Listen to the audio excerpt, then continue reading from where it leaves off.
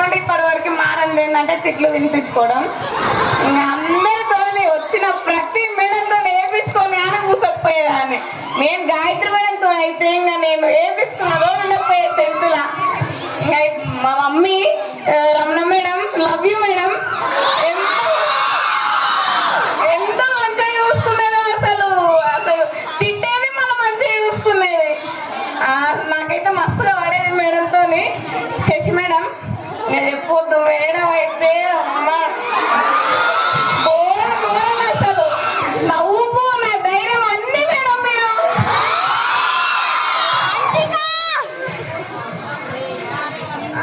Madam గురించి అసలు ఇంకా చెప్పాలంటే మాటలు రాలవు. ఎంత పెద్ద బుక్ అయినా రాయొచ్చు అసలు.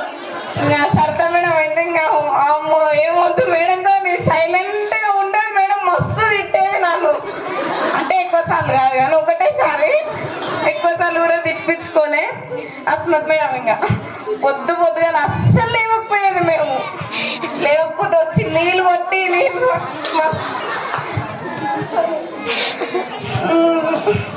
ఏం చెప్పాలో కూడా అర్థమైతే లేదు. మస్తు భయం అవుతుంది స్టేజ్ ఎక్కడానికి. 10th లో కూడా ఇవ్వలేదు స్పీచ్. ఇప్పుడు ఇస్తున్నా. రష్ట మేడం అయితే 10th లో ఎన్నిసార్లు చెప్పారు స్పీచ్ స్పీచ్ స్పీచ్ అని. ఇంక ఇప్పుడు తప్పక ఇస్తున్నా మేడం.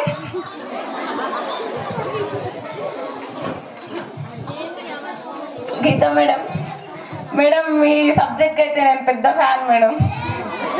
రన్నింగ్ నోట్స్ మేడం ఇస్తారు, అసలు అది ఇంకా దాపెట్టుకున్న 8th క్లాస్ది నేను. Thank you madam. Maths madam ఊది పనులు రాలితే బతుకుండగానే పొంద పెడతా చూడు చదవకపోతే. ఫార్ములాస్ అడిగితే అసలు బుక్కు దొంగతనంగా ఊకే తీసేది. మేడం ఏమో వచ్చి కుక్క ఉక్కినట్టుక్కేది, అయినా అనకపోయేది. థ్యాంక్ యూ మేడం, అంత తిట్టి మరి మ్యాథ్స్ నేర్పిస్తారు. మీ వల్లనే ఇంకా బాగా నేర్చుకున్నాం.